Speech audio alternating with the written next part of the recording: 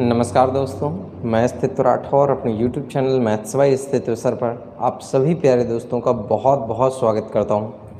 दोस्तों, आज हमारा प्रॉफिट लॉस का सेकंड क्लास है और पहले क्लास में हमने सिर्फ दो टाइप पे चर्चा की है, जिसमें से अभी दूसरे टाइप पे काफ़ी चर्चा बाकी है बेटा। तो आप सभी लोग बहुत अच्छी तरीके से सभी क्वेश्चनों को देखिएगा। आज फिर मैं आप लोगों के लिए कुछ नए क्वेश्चन लेके आया हूँ, तो इन सभी प्रश्नों पे बहुत ध्यान देना है आप लोगों को, ताकि आपको एक एक ये सारे प्रश्न अच्छी तरीके से समझ में आए। देखिएगा भाई, जैसे कि मैं आपको कल दो पैटर्न के क्वेश्चन बता चुका हूँ। लास्ट में जाते जाते मैंने जब आपको बताया था तो मैंने आपको दो क्वेश्चन बताए थे, तो आप उन क्वेश्चनों को बहुत अच्छे तरीके से तैयार कर चुके होंगे। अब देखिएगा, आज का जो प्रश्न है वो किस तरीके से आप लोगों को करना है, बहुत ध्यान से समझिएगा। यहाँ पे मैं लिख दे रहा हूँ, दिख रहा है ना आप लोगों को। यहाँ पे लाभ हानि क्लास 2, ठीक। अब यहाँ पर देखिएगा प्रश्न क्या दिया गया है। आज का प्रश्न बहुत ध्यान से देखिएगा। आज का एग्जाम्पल फर्स्ट, इन्होंने हमें बेटा ये प्रश्न लिखा हुआ है, कह रखे हैं कि 1 रुपये में 11 के हिसाब से 1 रुपये में 11 के हिसाब से कुछ संतरे खरीदे जाते हैं।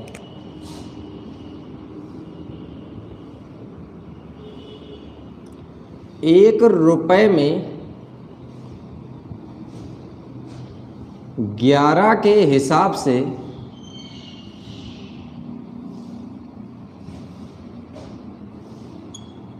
कुछ संतरे खरीदे जाते हैं, ठीक है बेटा। फिर इसी में एक बात और बोल रहा है भाई, इतने ही संतरे 1 रुपये में 9 के हिसाब से खरीदे जाते हैं। इतने ही संतरे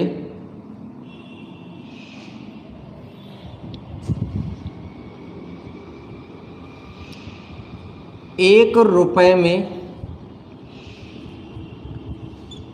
9 के हिसाब से खरीदे जाते हैं।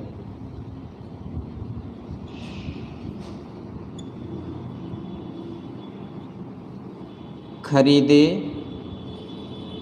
जाते हैं, ठीक है। यदि इन्हें 1 रुपये में 10 के हिसाब से बेचा जाए, यदि इन्हें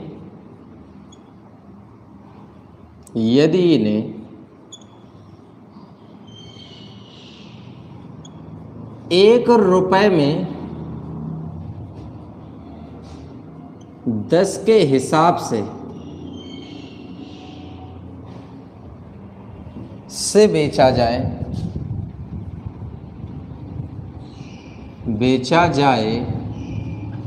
ठीक, तो कितने प्रतिशत का लाभ या हानि होगी। तो कितने प्रतिशत का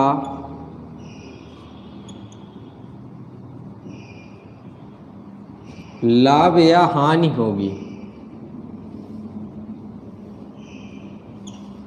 देखिएगा भाई, किस तरीके से ये सवाल लगाया जाएगा, बहुत ध्यान से आप लोग इस प्रश्न को समझिएगा, ताकि आपको इसका कॉन्सेप्ट बहुत अच्छे तरीके से क्लियर हो जाए। बहुत ध्यान देने की आवश्यकता है सभी बच्चों को, और कहीं किसी भी बच्चे को कोई भी प्रश्न में डाउट हो जाए, बिल्कुल आ जाए, मैं रिपीट कर दूंगा बेटा, आप परेशान मत होइएगा, बिल्कुल टेंशन लेने की आवश्यकता नहीं, मैं रिपीट कर दूंगा, बस आप एक एक चीज़ को अच्छी तरीके से देखते जाइएगा। बस देखिएगा भाई, कैमरा थोड़ा सा सेट कर दे रहा हूँ, हाँ आप सही। देखिएगा भाई, किस तरीके से यहाँ पर इस प्रश्न को लगाया जाएगा, जरा ध्यान देने की आवश्यकता है आप लोगों को। करा 1 रुपये में 11 के हिसाब से कुछ संतरे खरीदे जाते हैं, इतने ही संतरे 1 रुपये में 9 के हिसाब से खरीदे जाते हैं। एक बात बताओ, अगर मैं इस बिजनेस में देख रहा हूँ तो संतरे ये 2 बार खरीद रहा है। पहले खरीद रहा है 1 रुपया के 11, फिर दूसरी जगह खरीद रहा है 1 रुपये के 9। तो पहले तो मैं सवाल की केवल इतनी लाइन को लगाने की कोशिश करूंगा। कैसे लिखूंगा? मैं 11 संतरे लाता हूँ, 11 संतरे लाता हूँ, कितने रुपए के लाता हूँ भाई? 1 रुपए के लाता हूँ। और फिर मैं 9 संतरे लाता हूँ, वो भी कितने के लाता हूँ? 1 रुपए के लाता हूँ। लेकिन इस सवाल की इस लाइन को दोबारा से जरा पढ़िएगा, क्या लिखा है? 1 रुपए में 11 के हिसाब से कुछ संतरे खरीदता है, इतने ही संतरे। इतने ही संतरे का मतलब कुछ समझ में आ रहा है? मतलब जितने संतरे आपने यहाँ पे खरीदे हैं उतने ही संतरे आपने यहाँ पे खरीदे हैं। तो दोनों कंडीशनों में आपके संतरे कैसे होने चाहिए? बराबर होने चाहिए। लेकिन यहाँ पे तो बराबर है नहीं। तो जब बराबर नहीं है मेरे प्यारे दोस्तों, तो इनको बराबर करने के लिए इसमें 2 से गुणा कर लीजिएगा और इसमें भी इसमें 9 से गुणा कर लीजिएगा और इसमें किससे गुणा कर लीजिएगा? 11 से। और ये संतरे देखो यहाँ पे 99 और यहाँ पे भी 99 हो गए ना भैया। अब आप एक काम करो, जब 9 का गुणा यहाँ पे किया है तो इसका मतलब यहाँ पर जो संतरे हैं वो 9 रुपए के हैं, और जब यहाँ पे 11 का गुणा किया है तो यहाँ पे संतरे कितने के हो गए भैया? 11 रुपए के हो गए। अब आपका सवाल क्या बन गया? 99 संतरे मैंने 9 रुपए के खरीदे और यहाँ पे भी 99 संतरे मैंने 11 रुपए में खरीदे, तो हमने कुल मिला के संतरे खरीदे 198 और 198 संतरे आ गए कितने हमारे? 20 रुपए के। बताइएगा ये बिजनेस समझ में आ गया? ये तो बेटा हमने संतरों की खरीदारी की है। अब हम संतरों को बेचने का प्रोसेस शुरू करते हैं। तो जब हम संतरों को बेचने का प्रोसेस शुरू करेंगे तो प्रोसेस क्या है? इन्हें 1 रुपए में 10 के भाव से बेचा गया। कहने का मतलब क्या है? 10 संतरे बेचे गए बेटा, कितने रुपए के बेचे गए? 1 रुपए के बेचे गए। अब एक बात बताइए सर, कल मैंने आप सभी बच्चों को एक बात बहुत अच्छे तरीके से समझाई थी कि खरीदे गए संतरों की संख्या बेचे गए संतरों की संख्या के बराबर होनी चाहिए। तो यहाँ पर अगर बराबर होनी चाहिए तो भैया इस संख्या को बराबर करने के लिए ऊपर गुणा कर दो 10 से और नीचे गुणा कर दो 198 से। तो यहाँ पर गुणा करिएगा 10 और यहाँ पर गुणा करिएगा 198। तो भैया 10 का गुणा इधर भी करोगे और 198 का गुणा इधर भी करोगे। जरा गौर से देखिएगा, यहाँ पर बिजनेस में आपकी लागत कितनी है? तो आप यहाँ पर लागत देखेंगे 200। बिजनेस में आवक कितनी है? तो आवक आपकी है बेटा 198। तो मेरे प्यारे बच्चों एक बात बताओ, अगर किसी बिजनेस में 200 लगाए और 198 कमाए तो नुकसान कितने का है? 2 का। किस पर है? 200 पर है। कितने परसेंट है? गुणा 100। भैया इससे ये कट गया 2 एकम 2, मतलब आपको 1% की क्या होगी बेटा? हानि होगी। बताइए मेरे प्यारे बच्चों, आपको ये सवाल समझ में आया कि नहीं आया? मेरे सभी प्यारे दोस्तों बताइएगा, ये सवाल आप लोगों को समझ में आया कि नहीं आया? किसी बच्चे को अगर कोई कन्फ्यूजन है तो बेहिचक वो मेरे से पूछ सकता है। किसी भी बच्चे को कोई भी कन्फ्यूजन है बताइए बेटा। पारल जी, अजय जी, मनीष, रोमित जी, विनेश, बताइए बेटा। विनेश, समझ आ रहा है कि नहीं आ रहा है? तो अगर आपको इस तरीके का कोई सवाल दे दिया जाए तो बताइएगा, आप लोग लगा पाएंगे सर? एक बार रिपीट कर दें। अच्छा, कोई दिक्कत नहीं भाई, रिपीट कर देंगे। आप लोग कह रहे हैं तो रिपीट बिल्कुल होगा। ये देखिएगा, बहुत इंपॉर्टेंट सवाल है। अभी देखना ये सवाल और कठिन कैसे बनेगा। अभी मैं आप लोगों को एक सवाल दूंगा। चलो भाई, एक बार मैं इस सवाल को रिपीट कर दे रहा हूँ, ध्यान दीजिएगा, दोबारा से देख लीजिएगा, बड़े आराम से आ जाएगा सर। अब देखना, थोड़ा स्पीड में काम करेंगे। कैसे स्पीड में काम करेंगे? देखो, करने का तरीका समझ लीजिएगा किस तरीके से आपको करना है। भैया जी 1 रुपए में 11 के हिसाब से संतरे खरीदे गए, 11 संतरे खरीदे गए, रुपए 1। फिर 1 रुपए के 9 के हिसाब से संतरे खरीदे गए, 9 संतरे 1 रुपए। भैया जी आपको बस एक बात याद रखनी है, जब ये कह रहा है कि जो संतरे यहाँ खरीदे गए इतने ही संतरे यहाँ खरीदे गए, तो मतलब दोनों जगह संतरे बराबर होने चाहिए। और अगर बराबर नहीं है तो इनको बराबर कर लो। तो बराबर करने के लिए 9 का गुणा ऊपर और 11 का गुणा नीचे। तो भैया 9 का गुणा यहाँ पे भी करो, 11 का गुणा यहाँ पे भी करो। ठीक, एक बात बताओ, 99 संतरे ये हो गए, 99 संतरे ये हो गए, टोटल संतरे 198 हो गए। और बताओ 198 संतरे टोटल क्या रुपए के आए, तो आप बोलोगे सर 20 रुपए के आए। पहला प्रोसेस ये है, ये आपने खरीदारी कंप्लीट कर ली, ये सीपी का प्रोसेस हो गया, क्रय मूल्य का प्रोसेस है। अब आप बेचना शुरू करो, तो जब बेचना शुरू करोगे तो बेचने वाला प्रोसेस क्या है भैया जी, कह रहा है कि 1 रुपए के 10 बेच रहा है, तो 10 संतरे बेचेगा बेटा कितने रुपए के, 1 रुपए के। शशांक बेटा एक बात समझ लो, खरीदे गए संतरों की संख्या बेचे गए संतरों की संख्या के बराबर होनी चाहिए। खरीदे गए संतरों की संख्या बेचे गए संतरों की क्या होनी चाहिए, बराबर। तो बराबर करने के लिए बेटा 10 का गुणा ऊपर मार दो और 198 का गुणा नीचे कर दो। तो 10 का गुणा इधर भी करोगे और 198 का गुणा इधर भी करोगे। अब यहाँ पर बड़े आराम से देखो, 1980 इधर बन जाएगा, तो इधर से कोई लेना देना नहीं। इधर देखो, बिजनेस में आपने इन्वेस्ट कितना किया, 200, और बिजनेस में तुम्हें कितना टोटल पैसा मिला है, तो 198। मेरे भाई एक मेरे को बात समझा दो, तुम केवल तुमने 200 लगाए 198 आए, इसका मतलब तुम्हें नुकसान हो गया कितने का, 2 का। 2 का नुकसान किस पर है, 200 पर है। कितने परसेंट है, गुणा 100। भैया इससे ये कट गया, 2 से काटा 1% का क्या हो गया, नुकसान। बताइएगा मेरे प्यारे बच्चों, अब तो सभी को क्लियर है। चलो भाई बहुत अच्छी बात है। चलो एक सवाल फटाफट लगाने के लिए तैयार हो जाइएगा सभी लोग, सभी बच्चे तुरंत एक सवाल लगा के दिखाएंगे भाई, बिल्कुल बढ़िया तरीके से सवाल लगा के दिखाएंगे भैया, सभी लोगों को लगा के दिखाना है। और एक बात बता दूं, प्रॉफिट लॉस के टॉपिक में जो भी चीज़ ना आए मेरे को फ़ोन करके बताओ, फ़ोन करके, ऐसे बात नहीं बनेगी। फ़ोन करके बताओ सर जी ये सवाल है मेरा, ये दिक्कत आ रही मेरे को। मैं आप लोगों को बोल रहा हूँ ना सर, एक नंबर लिख लीजिएगा जिस नंबर पे आप मेरे से डायरेक्ट बात कर सकते हैं। जैसे मैम से अगर बात होती है तो जैसे बात आपकी नहीं हो पाती, आप मेरा एक नंबर लिख लो, 94 50 47 16 27। ये बहुत गोपनीय नंबर है, आप लोगों को दिए दे रहा हूँ, ठीक है। अगर आप लोगों की इच्छा करें तो इस नंबर पे कॉल करके आप हमसे बात कर सकते हैं। 94 50 47 16 27 सवाल पूछने के लिए बात कर सकते हैं आप हमसे, ठीक है भैया। चलो भाई बहुत अच्छी बात है, इसे हटा दें, चलो ठीक है। क्लास ख़त्म होने के तुरंत बाद फ़ोन कर लिया करो, कोई दिक्कत नहीं। तुमसे बात करने के लिए मेरे पास टाइम है, बाकी लोगों से बात नहीं करता मैं ज़्यादा। देखो भाई एक सवाल और आप लोगों को लिखते हैं, देखते हैं कितने लोग लगा के दिखाते हैं।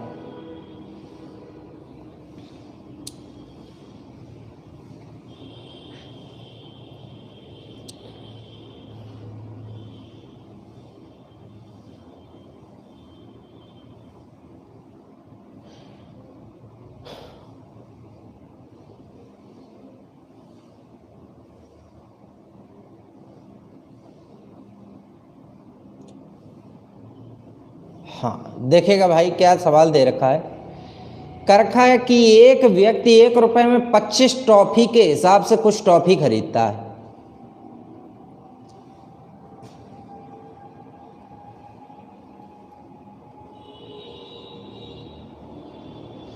एक व्यक्ति, लिखेगा सभी लोग, सवाल नंबर 2,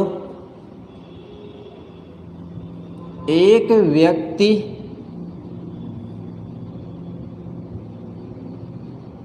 1 रुपए में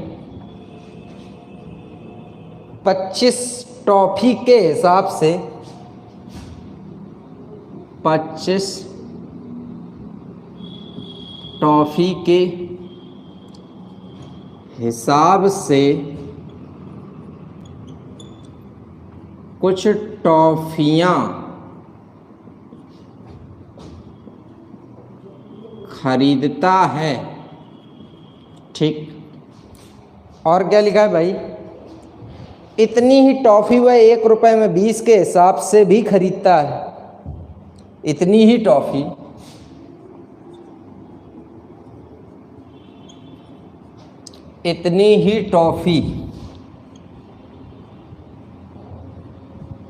वह 1 रुपए में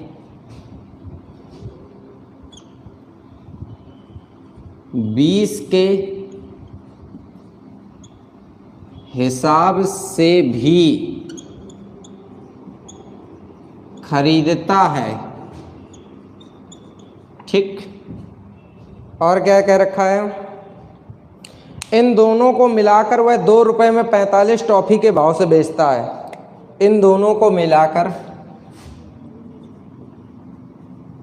इन दोनों को मिलाकर, इन दोनों को मिलाकर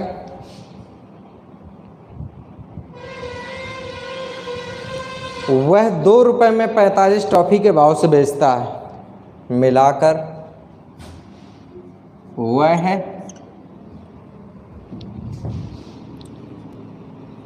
2 रुपये में 45 टॉफी के भाव से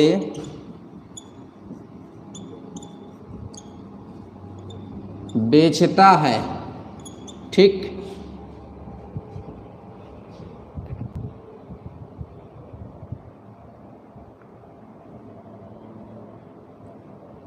इस कारोबार में उसे कितने प्रतिशत का लाभ या हानि होती है।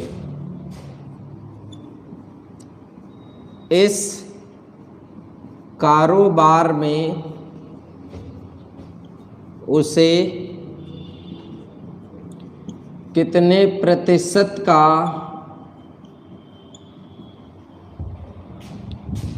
की लिख रहे हैं कि लाभ या हानि होती है।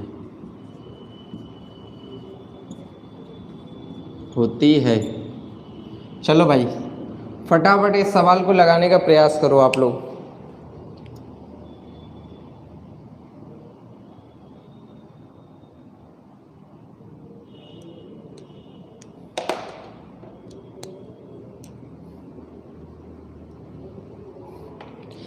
अजय बेटा, आपको जो भी डाउट है आप मेरे से फ़ोन से बात करके अपने सारे डाउट दूर कर लीजिएगा। कोई टेंशन की बात नहीं बेटा। कब एसपी पे निकालते हैं, कब सीपी पे निकालते हैं, निकालते सब कुछ एसपी पे हैं, लेकिन आप लोगों को थोड़ा सा लगने लगता है ना।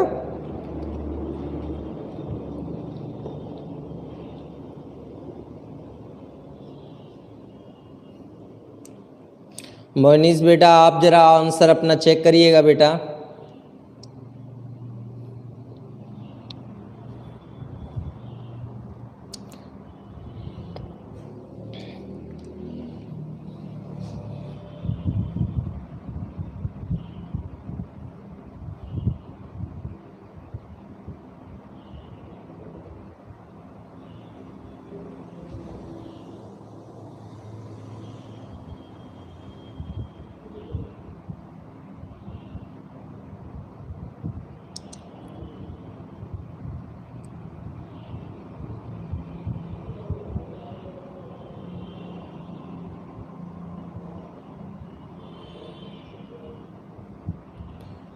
कई बच्चों ने सही आंसर दिया हुआ है। पारुल जी ने, रजत त्रिपाठी, विकास सिंह और बिट्टू तिवारी, विशाल यादव, दीपांशु जी आप अपना आंसर चेक करें बेटा। हाँ बेटा शशांक सही है बेटा। दीपक बेटा आपका भी सही है। तो आप सभी लोगों को मैं उम्मीद करता हूँ ये सवाल समझ में आ गया होगा। देखिएगा बाकी लोग ध्यान दीजिएगा भाई, कैसे लगाएंगे आराम से समझिए। क्या बोल रहे हैं, 1 रुपये में 25 के हिसाब से कुछ टॉफ़ी खरीदी गई। तो बेटा 25 टॉफ़ी खरीदी गई कितने रुपए में, 1 रुपये में खरीदी गई। फिर आपने क्या, इतनी ही टॉफ़ी 1 रुपये में 20 के हिसाब से खरीदी। फिर 1 रुपये में जब 20 टॉफ़ी खरीदोगे तो यहाँ पे 20 कर लीजिएगा। अब मुझे सिर्फ एक चीज़ समझानी है आपको, जितनी टॉफ़ी यहाँ उतनी टॉफ़ी यहाँ, क्योंकि उसने बोला इतनी ही टॉफ़ी, तो बराबर कर लो। तो बराबर करने के लिए देखो बेटा, इसमें गुणा कर लो 4 से, इसमें गुणा कर लो 5 से। बताओ समझ पा रहे हो। तो इसमें भी गुणा 4 से और इसमें भी गुणा 5 से। अब देखो खरीदारी कंप्लीट हो गई। खरीदारी कंप्लीट होने का मतलब यहाँ पे टोटल बिजनेस किस तरीके से हुआ। बिजनेस कुछ इस प्रकार है कि यहाँ पे 100 टॉफ़ी खरीदी गई 4 रुपये में, यहाँ 100 खरीदी गई 5 रुपये में। तो टॉफ़ी टोटल हो गई 200 और इन्वेस्ट हमारा हो गया कितने रुपए का, 9 रुपये का इन्वेस्ट हो गया। ठीक, अब हम बेचने जा रहे हैं। क्या हिसाब बेच रहे हैं भैया, कह रहे हैं कि 2 रुपये में 45 बेच रहे हैं। कितनी, 45 टॉफ़ी बेच रहे हैं कितने रुपए में, ₹2 में।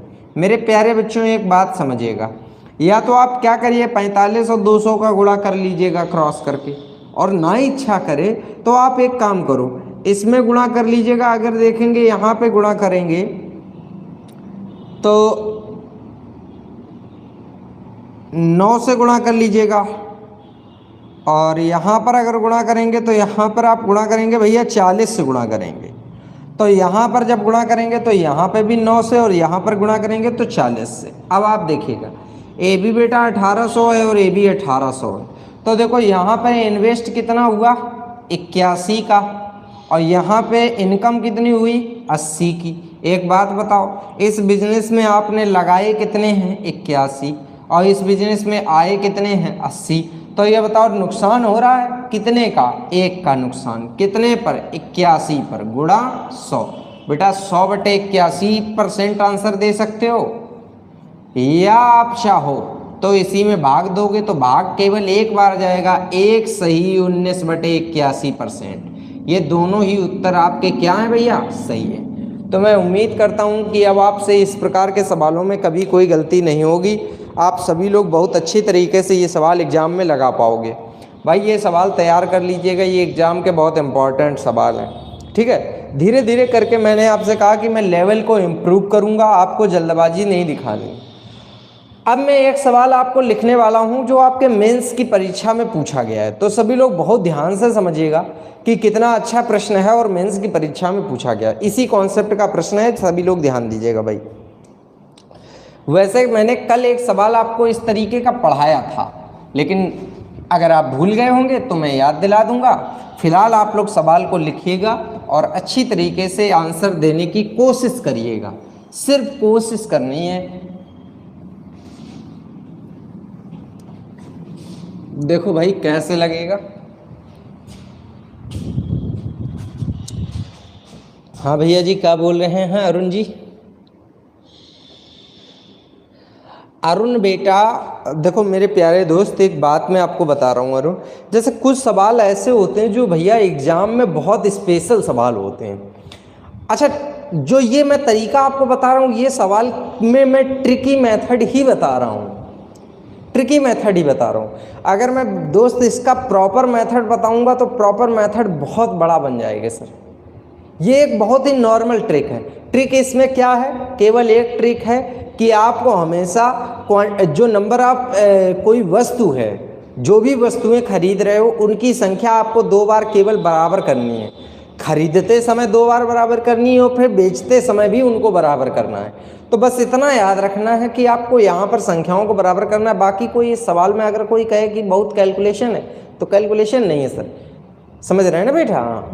हाँ बिल्कुल कोई दिक्कत नहीं, बहुत अच्छा मेथड है। एक बार अगर आप इसको 2-3 बार लगाएंगे तो इतनी तेज आप लगाएंगे सर कि मुश्किल से 20 सेकंड में पूरा सवाल लगा लेंगे, मुश्किल से 20 सेकंड में, ठीक है। चलिएगा, खैर परेशान मत होइएगा, प्रैक्टिस बस बेटा करनी है आप लोगों को। चलो भाई एक और अच्छा सवाल मैंने आप लोगों के लिए लिखा हुआ है, इसको देख लेते हैं क्या दिया है भाई।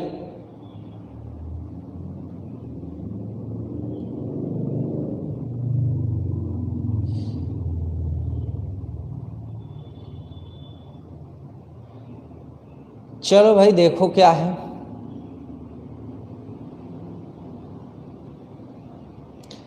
लिखा है कि एक व्यक्ति कुछ संतरे ₹1 में 5 के भाव से खरीदता है।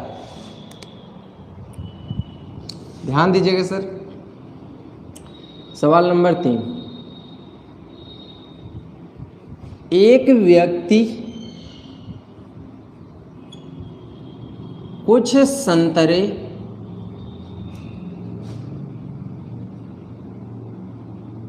₹1 में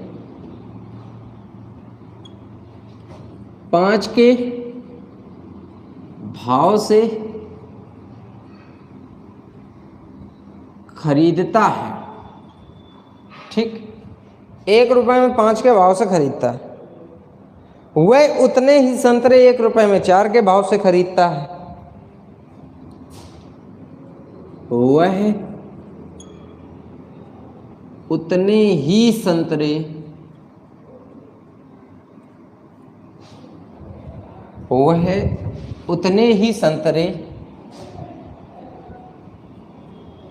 1 रुपए में 4 के भाव से खरीदता है,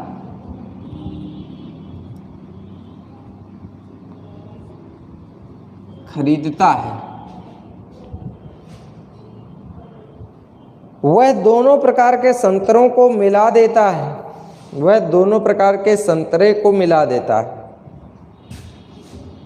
वह दोनों प्रकार के संतरे को मिला देता है। आप लोग भी लिखा करिए मेरे साथ, बैठे बैठे पिक्चर मत देखा करो भाई, कॉपी पे लिखा करो। मिला देता है एवं 2 रुपए में 9 के भाव से बेचता है, एवं 2 रुपए में 9 के भाव से बेचता है। ठीक, और क्या कर रहा है, इस कारोबार में उसे 3 रुपए की हानि होती है। इस कारोबार में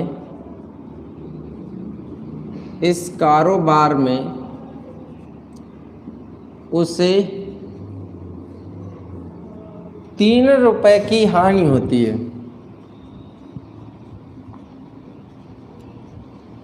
हानि होती है, ठीक भाई।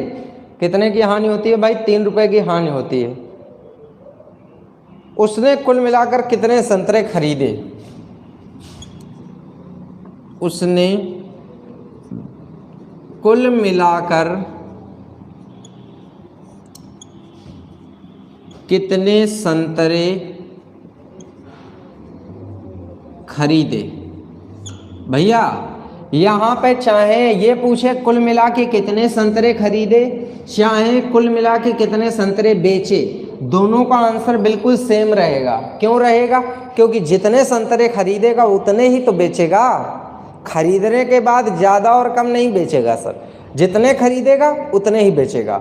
सभी लोग लगाने का एक बार प्रयास करें। शाबाश पारुल बेटा, बहुत अच्छे मेरे बिटिया, आप प्रयास कर रही हैं बेटा, बहुत अच्छा है।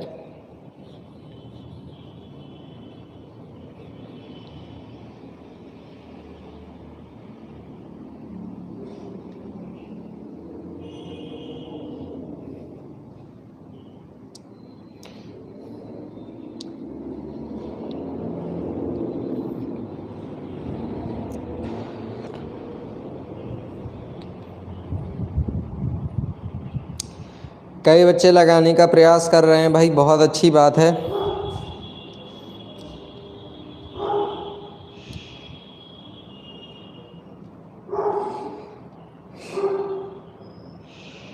रामू बेटा बहुत अच्छे मेरे प्यारे बच्चे, सुषपाल जी, अंकेश जी, बिट्टू तिवारी, विशाल यादव, दीपांशु सक्सेना, बिट्टू तिवारी, कई बच्चों ने आंसर दिया हुआ है भाई, बहुत अच्छी बात है।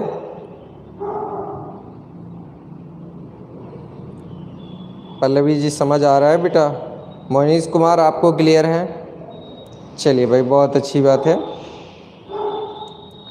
तो देखिएगा किस तरीके से ये सवाल लगाया जाएगा, सभी लोग ध्यान दीजिएगा भाई, बड़े आराम से मैं समझाता हूँ। कह रहा है एक व्यक्ति कुछ संतरे 1 रुपए में 5 के भाव से खरीदता है। तो भाई 5 संतरे खरीदा है, कितने रुपए के?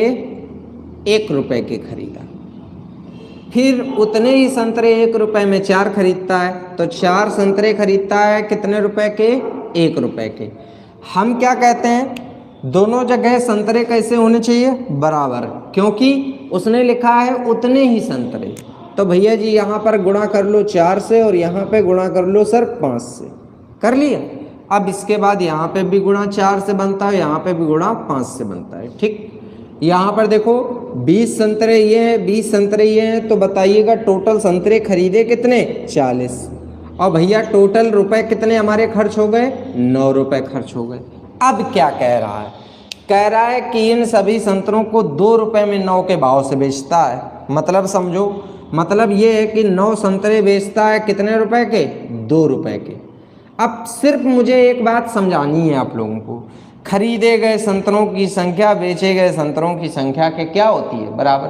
तो बताओ ऊपर गुणा करोगे किससे, 9 से, नीचे गुणा करोगे किससे, 40 से। तो यहाँ पर भी गुणा 9 से और यहाँ पे भी गुणा 40 से। एक बात बताओ बेटा, आपने 360 संतरे यहाँ खरीदे और 360 संतरे आपने बेचे। कितने रुपए के खरीदे, 81 रुपए के खरीदे और कितने रुपए के बेचे, 80 रुपए के बेचे। एक बात बताओ, तुमको कितने का नुकसान हुआ, तो आप बोलोगे सर 1 रुपए का नुकसान हुआ। कितने का नुकसान, 1 रुपए का नुकसान। अब मुझे सिर्फ एक चीज समझाना है, 1 रुपए का नुकसान कब हुआ, जब आपने 360 संतरे खरीदे। तो बताओ, एक की वैल्यू डायरेक्ट 360 लिख सकते हो। आपको कितना नुकसान चाहिए, तो आप चाहते हो कि आपको 3 का नुकसान हो। तो ये बताओ, 1 का नुकसान जब 360 पे होगा तो 3 का नुकसान करने के लिए 360 इंटू 3, आंसर आएगा बेटा 1080। तो मेरे सभी प्यारे बच्चों, मैं उम्मीद करता हूँ कि आपको ये सभी सवाल आपको बहुत बढ़िया तरीके से समझ में आ गए होंगे और कहीं किसी प्रकार का कोई भी कन्फ्यूजन नहीं हुआ होगा। सभी लोगों को एकदम बढ़िया तरीके से ये वाला प्रश्न समझ में आ गया होगा। अगर फिर भी किसी स्टूडेंट को कोई डाउट है तो वो मेरे से पूछ सकता है, अपना डाउट क्लियर कर सकता है। कल मैंने इस तरीके का सवाल करवाया भी था, अगर आपको शायद याद हो तो कल मैंने एक इसी तरीके का सवाल करवाया भी था। जो हमारा लास्ट प्रश्न था कल का, वो इसी पैटर्न पे था। तो आप सभी लोग बहुत बढ़िया तरीके से ये सवाल समझ गए होंगे, कहीं किसी भी बच्चे को कोई दिक्कत नहीं आई होगी।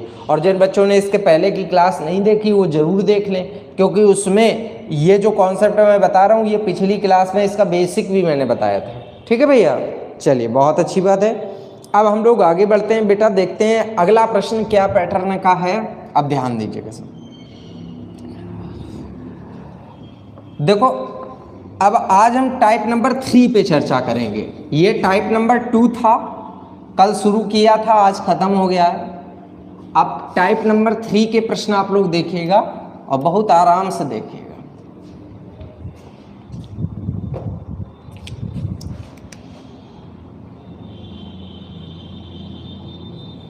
तीसरा टाइप क्या है, थोड़ा सा हम जल ग्रहण कर लें भाई।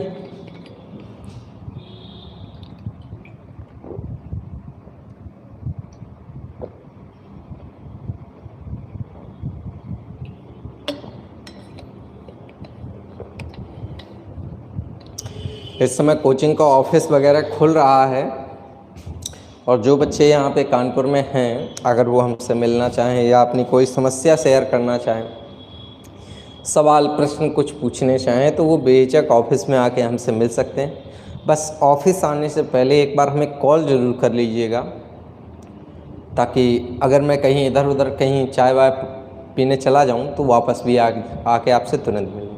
तो आप सभी लोग जो भी बच्चे यहाँ पे हैं, अगर आना चाहें कोचिंग तो कोचिंग में आके हमसे मिल सकते हैं। ठीक है बच्चों, एक संभावना है कि शायद 1 अक्टूबर के आसपास मैं क्लासेस वगैरह भी थोड़ा कुछ बच्चे जो 2, 4, 5, 10 बच्चे ऑनलाइन नहीं पढ़ पा रहे हैं, अगर वो चाहेंगे तो उनको मैं यहाँ पे ऑफलाइन कोचिंग प्रोवाइड करवाने की पूरी कोशिश करूँगा। ठीक है बच्चों, चलिए। अब देखिएगा, मैं आपको एक कॉन्सेप्ट सिखाने वाला हूँ।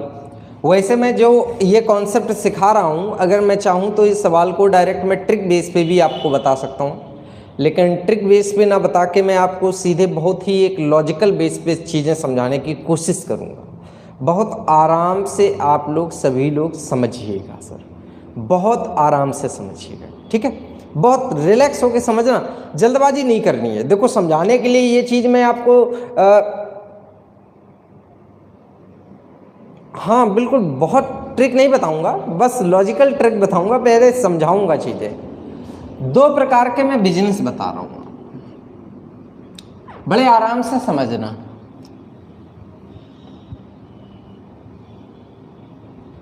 ₹10 की एक वस्तु बेची, ठीक, ₹10 की एक वस्तु बेची ₹2 का लाभ हुआ। दूसरी तरफ ₹10 की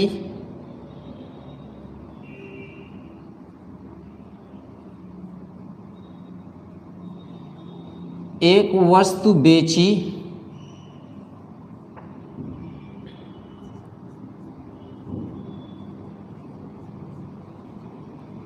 हानि हुई।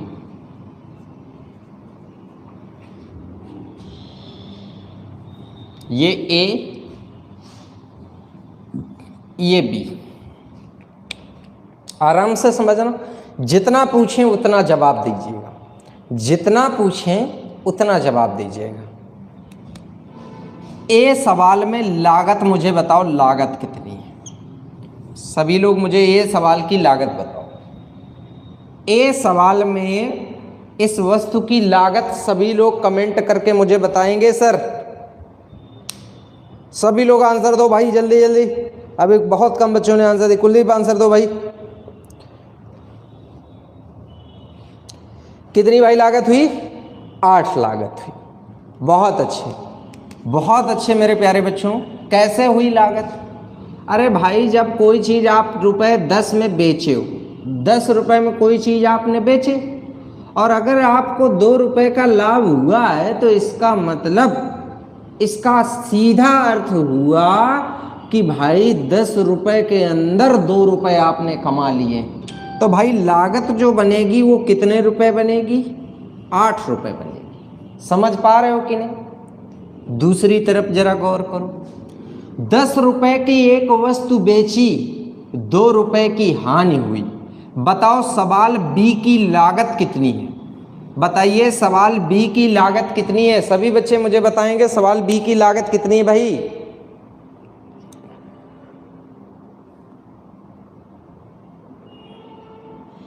कितनी लागत है? 12 लागत है। शाबाश भाई, बहुत अच्छे। तो यहां पर लागत कितनी हुई? 12 हुई। अब जरा समझना क्यों हुई, जरा समझो।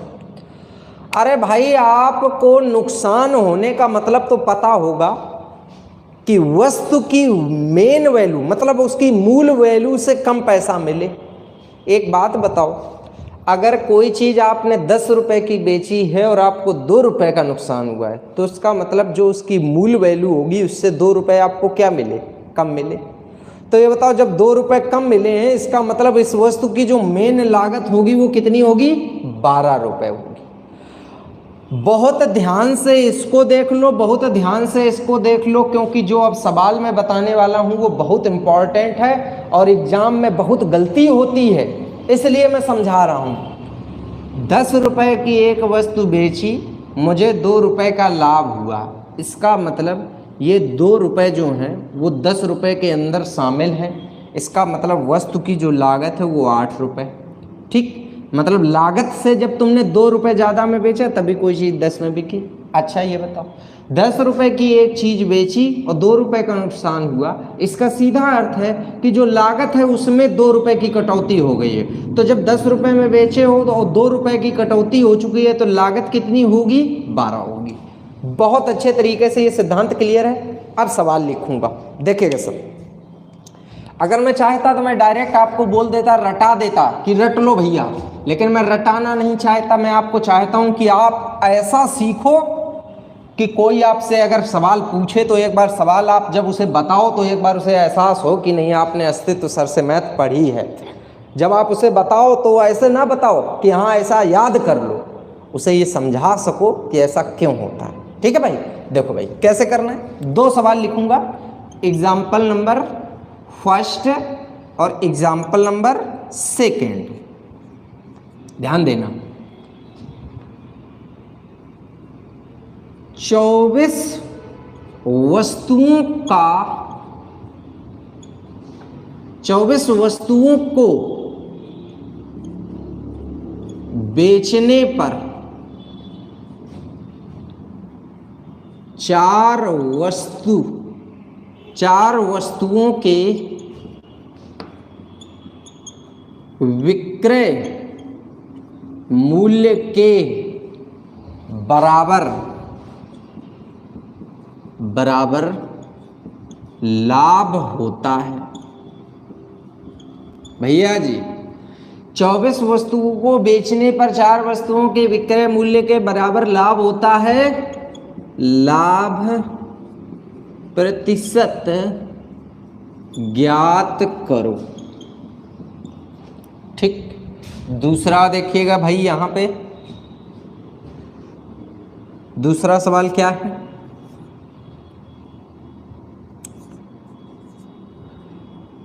पैंसठ पुस्तकों को बेचने पर 13 पुस्तकों के विक्रय मूल्य के बराबर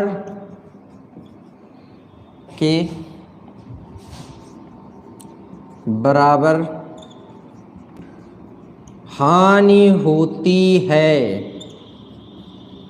क्या होती है भाई? हानि होती है। दो सवाल आपके सामने लिखे हुए हैं मेरे प्यारे बच्चों, बहुत ध्यान से समझिएगा दोनों सवालों को। 24 वस्तुओं को बेचने पर 4 वस्तुओं के विक्रय मूल्य के बराबर लाभ होता है। भैया ये 4 किसमें शामिल हैं? 24 में शामिल है। 4 किसमें शामिल हैं? 24 में शामिल हैं। तो ये मुझे बताइएगा, जो 4 का लाभ होगा वो 24 पर होगा कि 20 पर होगा? तो आप बोलोगे सर जी 20 पर होगा। 4 का लाभ किस पर होगा? 20 पर, क्योंकि जो लागत होगी वो किसके इक्वल होगी? 20 के इक्वल होगी। तो 4 का लाभ 20 पर हुआ, कितने परसेंट? गुणा 100। भैया मेरे आप 0 से 0 काटो, 2 दूनी 4 करो और 2 से यहाँ पे गुणा करोगे तो आपका लाभ बताइएगा कितने परसेंट होगा? 20% का क्या होगा मेरे प्यारे बच्चों? लाभ होगा। बताइएगा सर सभी लोगों को समझ आ रहा है कि नहीं आ रहा है? सबको क्लियर हो रहा है कि नहीं हो रहा है? एकदम सबको क्लियर है? चलो भाई बहुत अच्छी बात। अब देखिएगा इसको कैसे करेंगे।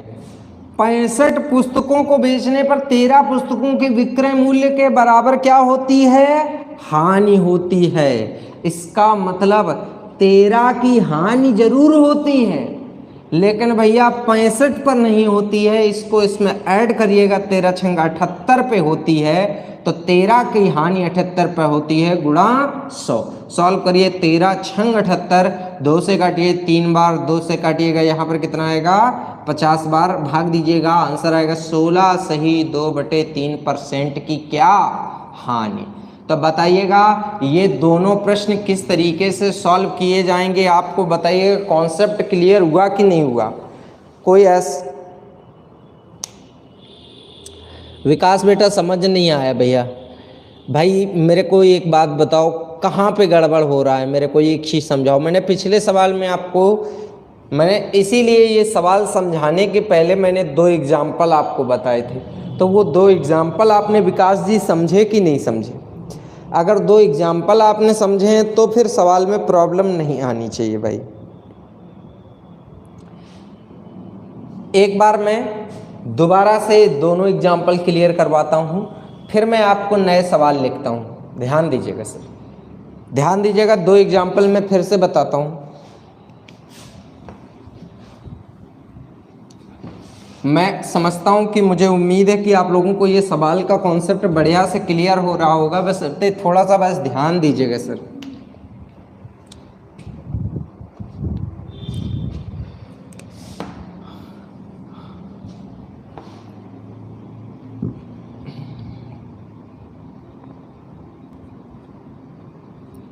₹40 की एक वस्तु बेची,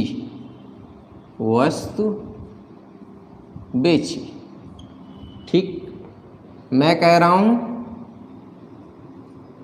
₹10 लाभ हुआ। फिर यहां पर ₹40 की एक वस्तु बेची,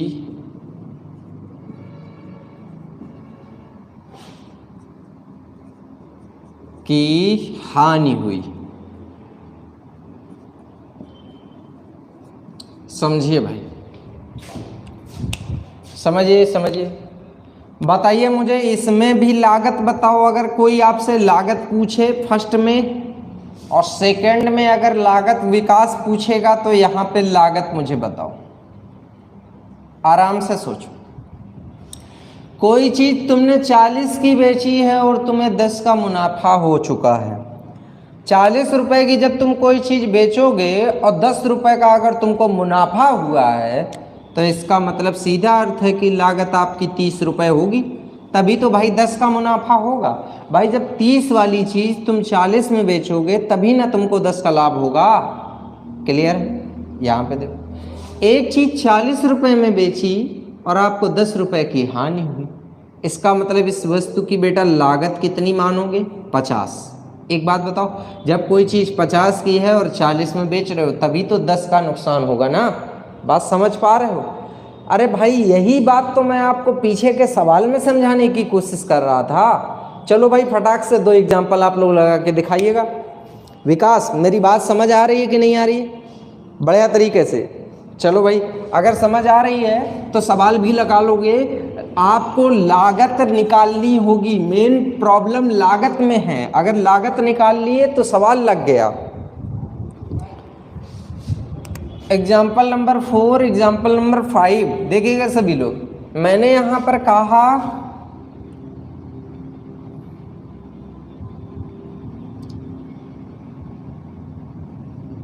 27 वस्तुएं बेचने पर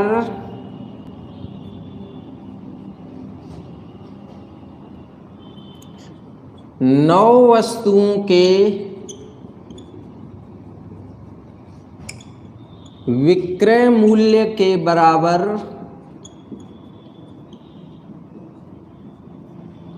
लाभ होता है। लाभ होता है, ठीक। लाभ प्रतिशत ज्ञात करो, ठीक। और दूसरी तरफ मैं आपसे कह रहा हूं, सभी लोग लगा के आंसर दीजिए भाई। यहां पर दूसरी तरफ मैं क्या कह रहा हूं, 18 वस्तुएं बेचने पर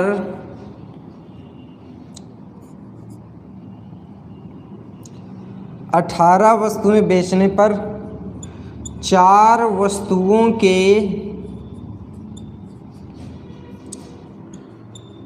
विक्रय मूल्य के बराबर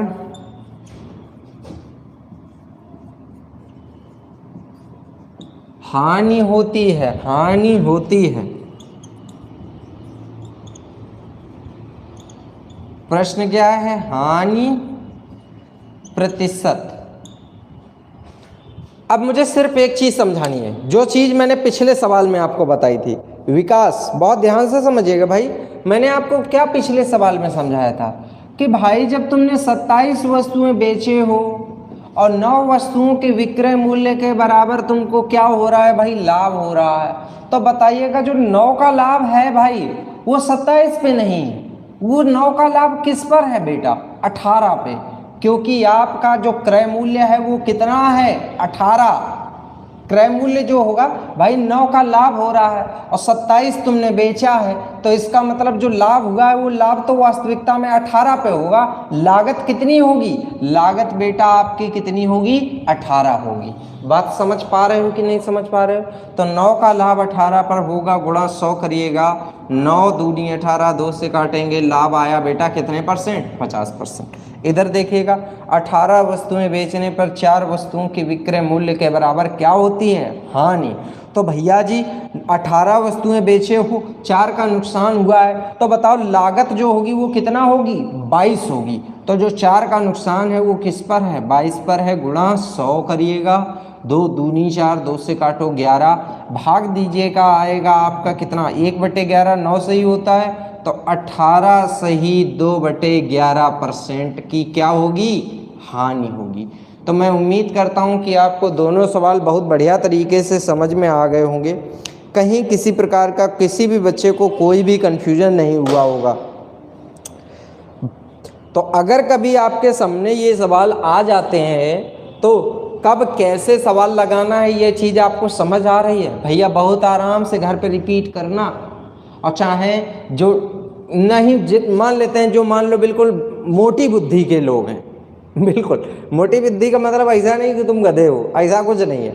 जिनको मान लीजिएगा ये सारी चीज़ें समझने में थोड़ी सी दिक्कत आती है तो वो एक चीज़ रटा देते हैं। अगर बेटा लाभ वाला सवाल आ जाए तो भैया जी इन दोनों को घटा के यहाँ पे लिखना, ठीक।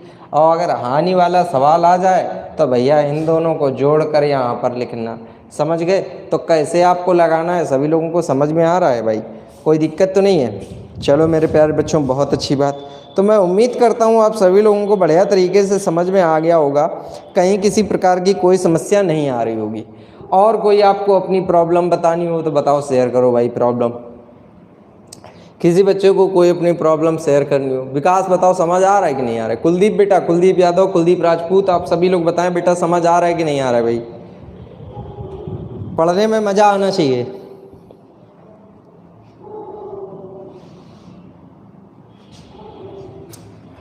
चलो भाई देखते हैं अगला सवाल क्या है।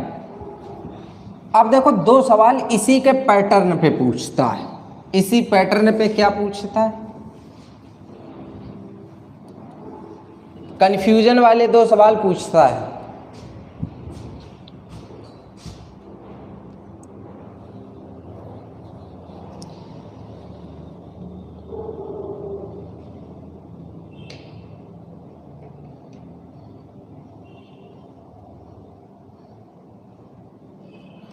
देखिए भाई, कन्फ्यूजन वाला एक सवाल मैं आपको लिखता हूं। एग्जाम्पल नंबर यहां पर 6 लिख दूं। 3 और 4 तो लिख ही चुका हूं ना, 5 और 6 लिख रहे हैं। 5 देखना सर, एक सवाल थोड़ा सा कन्फ्यूजन वाला कैसे आता है। 12 पेंसिल बेचने पर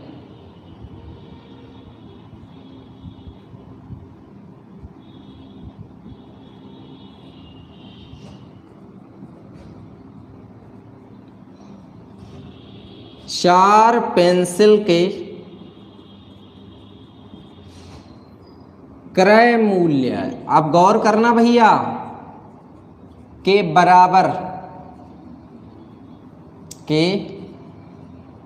बराबर लाभ होता है।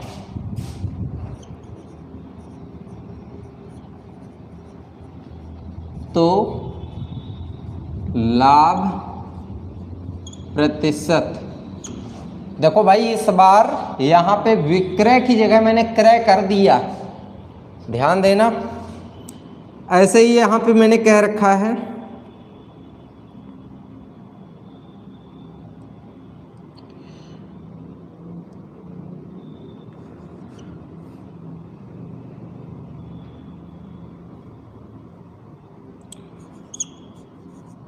$25 कलम बेचने पर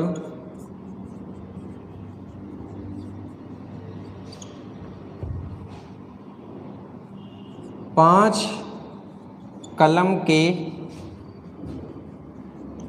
क्रय मूल्य के बराबर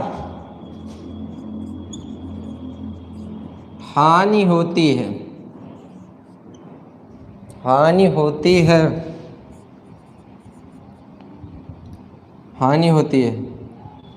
तो हानि प्रतिशत ज्ञात करो। देखिए भाई 25 कलम बेचने में 5 कलम के क्रय मूल्य के बराबर हानि होती है तो हानि प्रतिशत ज्ञात करो। भाई देखो कैसे आप इस सवाल को लगाओगे, मेरी बात समझो भैया जी। वहां पे मैटर विक्रय मूल्य का था, उसलिए समस्या थी। इन दोनों सवालों में कोई समस्या ही नहीं है, जैसा लिखा है वैसा सॉल्व करो। कितने का लाभ हुआ है? 4 का लाभ किस पर हुआ? 12 पे। 4/12 गुणा 100, कुछ करना नहीं है। 4 तिया 12, 3 से भाग दोगे आंसर आएगा 33। सही 1/3% का क्या लाभ। यहाँ पे कै की हानि, 5 की हानि, किस पर, 25 पर, 5/25 गुणा 100। मेरे प्यारे बच्चों 5 पंचे 25, 5 दूना 10, मतलब 20% की यहाँ पर क्या होगी, हानि। मैंने आपको ये दोनों सवाल इसलिए बेटा आपको बताए हैं ताकि आपको एग्जाम में कभी कोई कन्फ्यूजन ना हो, कल को आप मेरे से ये ना कह सको कि नहीं सर जी आपने ये वाली बात मेरे को बताई नहीं थी इसलिए पेपर में मेरा सवाल गलत हो गया। तो बताइएगा आप भी क्या कोई गलती की संभावना आपको नज़र आ रही है? क्या अब भी आपसे क्या इस टाइप के सवालों में कोई गलती के चांस हैं? तो मैं उम्मीद करता हूं कि इस प्रकार के सवालों को समझने के बाद आप किसी प्रकार के कोई गलती की संभावना नहीं होगी। इनका लॉजिक बताना है, बिल्कुल लॉजिक सीधा सा है, लॉजिक बिल्कुल सीधा सा है, बहुत आराम से मेरी बात को समझिएगा। लॉजिक क्या है सीधा सा, इन्होंने जैसे वहां पे क्या कह रहा था, विक्रय मूल्य के बराबर लाभ होता है। मैं 2 एग्जाम्पल से समझाऊंगा, इसको हटाने के बाद 2 एग्जाम्पल बताऊंगा सर, जरा ध्यान दीजिएगा सर।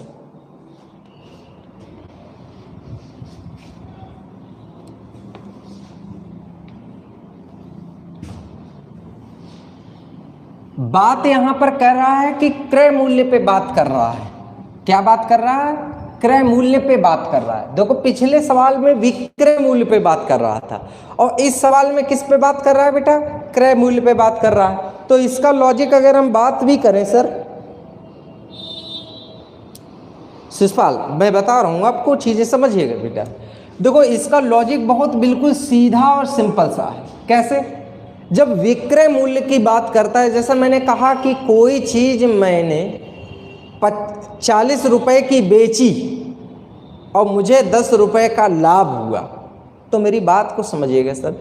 जब मैं कोई चीज़ 40 रुपए में बेच के 10 रुपए का लाभ कमा रहा हूं तो ये 10 उस 40 के अंदर है, वो 10 उस 40 के अंदर है। अब मेरी बात, अगली बात समझिए, 40 रुपए की चीज मैंने 10 के लाभ पर बेची, 40 की वस्तु 10 के लाभ पर बेची। तो ये बताओ भैया जी, 40 की चीज तो जब तुम 10 के लाभ पर बेचोगे तो क्या ये 10 40 के अंदर है? नहीं है ना।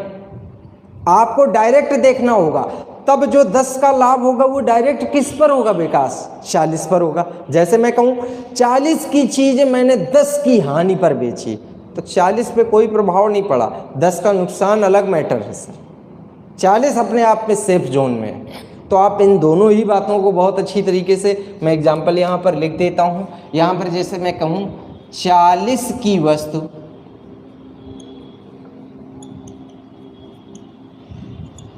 10 लाभ पर बेची, क्योंकि ये क्रय मूल्य की घटना है, वो इस तरीके से काम करेगी। जैसे मैं यहाँ पे लिखूँ 40 की चीज, 40 की वस्तु 10 हानि पर बेची, तो भाई यहां पे भी क्रय मूल्य 40 है और इसका भी क्रय मूल्य 40 है, इसमें क्रय मूल्य निकालने की आवश्यकता नहीं है। अब आप सीधा समझो, जो 10 का लाभ है वो किस पर है? 40 पर। जो 10 की हानि है वो किस पर है? 40 पर। तो यहां पर आपके लिए क्रय मूल्य कोई घटना ऐसी नहीं है जो आप समझ ना सको। इसीलिए क्रय मूल्य वाले सवाल जब आपको एग्जाम में दिए जाएं तो आप डायरेक्ट लगा के आंसर दे सकते हो, लेकिन जब विक्रय मूल्य के साथ सवाल दिया जाए तब थोड़ा सुरक्षा की आवश्यकता है। बात समझ पा रहे हो मेरी बात? आराम से इस बात को समझिएगा, तभी आपको ये दोनों पॉइंट एकदम अच्छी तरीके से स्पष्ट रूप से क्लियर दिखेंगे। बहुत सरल है, बहुत आसान है। बस याद इतना रखना है कि क्रय मूल्य वाली घटना जो होती है वो डायरेक्ट सॉल्व होती है, लेकिन विक्रय मूल्य वाली घटना आप डायरेक्ट नहीं सॉल्व कर सकते हो। उसमें लाभ को आपको अलग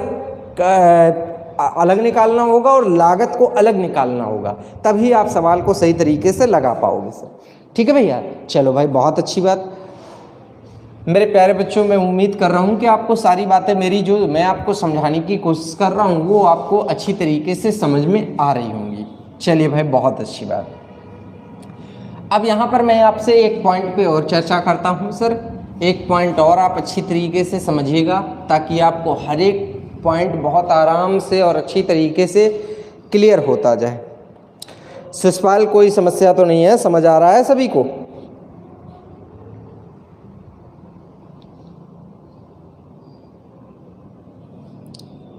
चलिए भाई, बहुत अच्छी बात। यहां पर देखिए कैसे,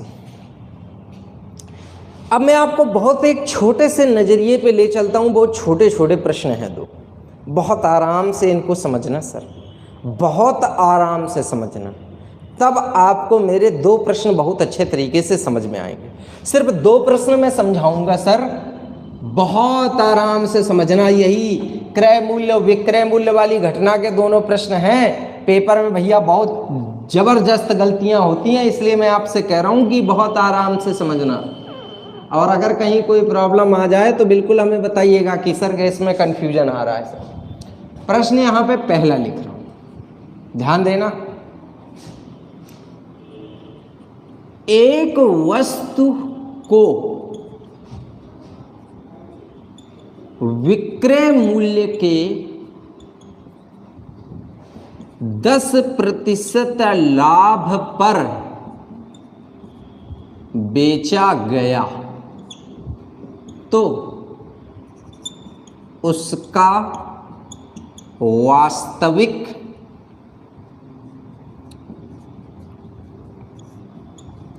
लाभ प्रतिशत ज्ञात करो।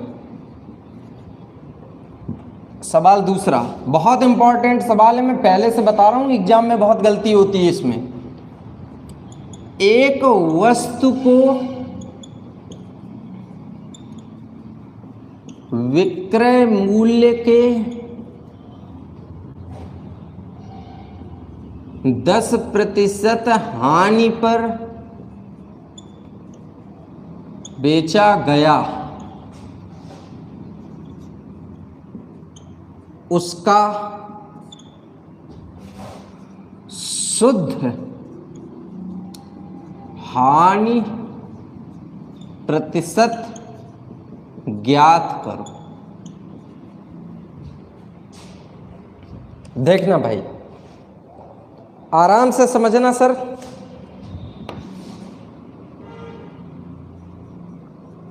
क्रय विक्रय लाभ, यहां पे भी क्रय विक्रय और हानि। जो चीज आपको पता है वो आप पहले लिखोगे सर। कैसे? लाभ कितना? 10, लिख लो 10।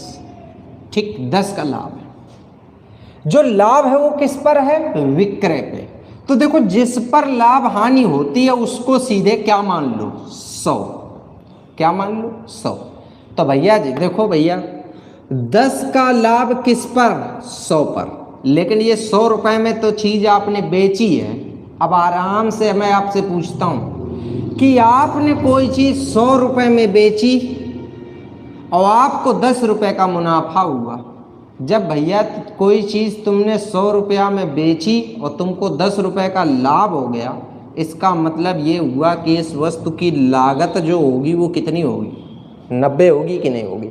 भाई 90 वाली चीज ही 100 में बेचने पर 10 का मुनाफा हो सकता है।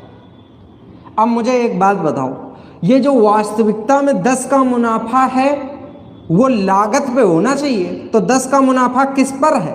90 पर गुणा 100। भैया इससे इसे काटा 9 से भाग दीजिएगा, आंसर आएगा क्या? 11 सही 1/9%। बताइएगा मेरे प्यारे बच्चों, आपको समझ आया सवाल कि नहीं आया? अगर किसी भी बच्चे को कोई डाउट है तो वो पूछ सकता है। अच्छा इधर देखो, कितने का नुकसान हुआ? 10 का नुकसान। किस पर हुआ? विक्रय पे। तो विक्रय हो गया 100। अब एक बात बताओ, कोई चीज आपने 100 रुपए में बेची और तुमको 10 का नुकसान भी हो गया। तुमने 100 रुपए में बेची इसीलिए तो तुमको 10 का नुकसान हुआ है।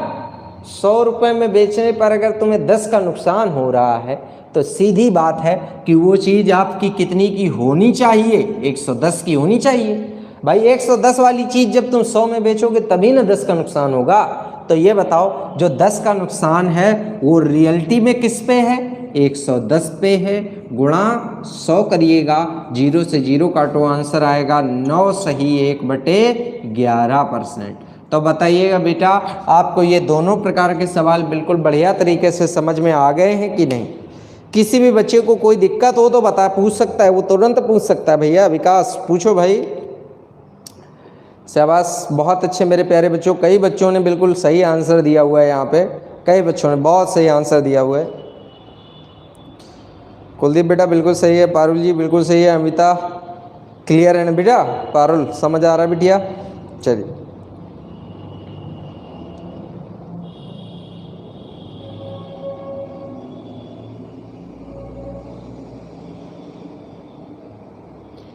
चलिए भाई,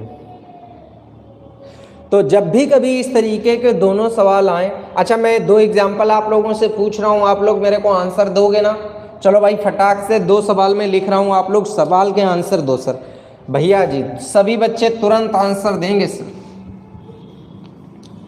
तुरंत आंसर दीजिएगा सर। यहां पर प्रश्न में दिया गया है, एक वस्तु को विक्रय मूल्य के 25% विक्रय मूल्य के 25% लाभ पर बेचा गया, 25% लाभ पर बेचा गया, उसका वास्तविक लाभ प्रतिशत ज्ञात करो। यहाँ पर विक्रय मूल्य के 20% हानि पर बेचा गया है, उसका शुद्ध लाभ पूछा गया है। बताओ भाई, दोनों प्रश्नों का आंसर बताना है भाई, सब लोग बताओ,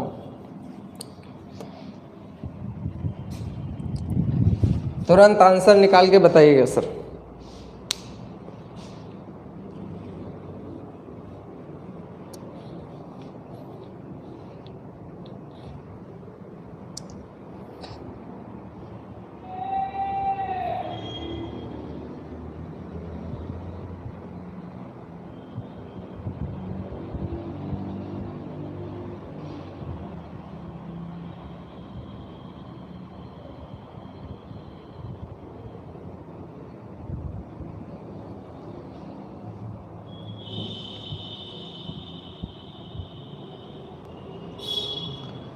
सभी लोगों को क्लियर हो गया? चलो भाई बहुत अच्छी बात है। तो इस सवाल को कैसे लगाएंगे? भैया जी आपको 25 का लाभ हुआ है, ठीक है, और आपने 100 रुपये की कोई चीज़ बेची है, 100 रुपये में कोई चीज़ बेची और 25 का लाभ हुआ है, इसका मतलब वस्तु की लागत बेटा 75 होगी।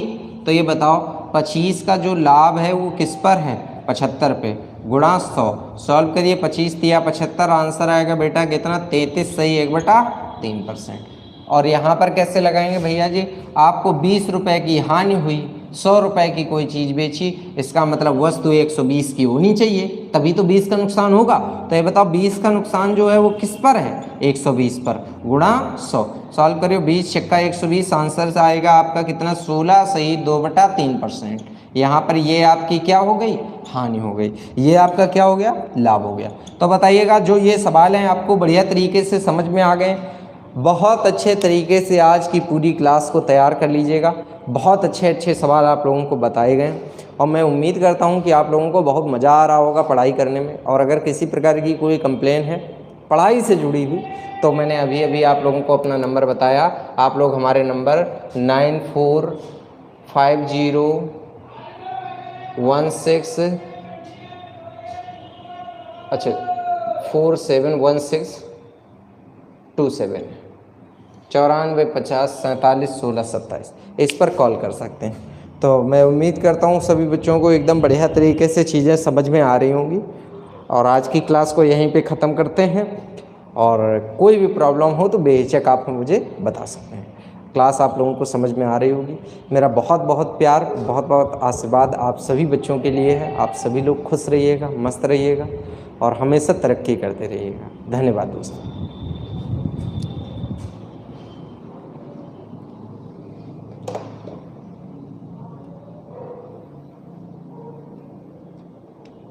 कुलदीप बेटा आप मुझे अभी कॉल कर लीजिएगा बेटा, ठीक है?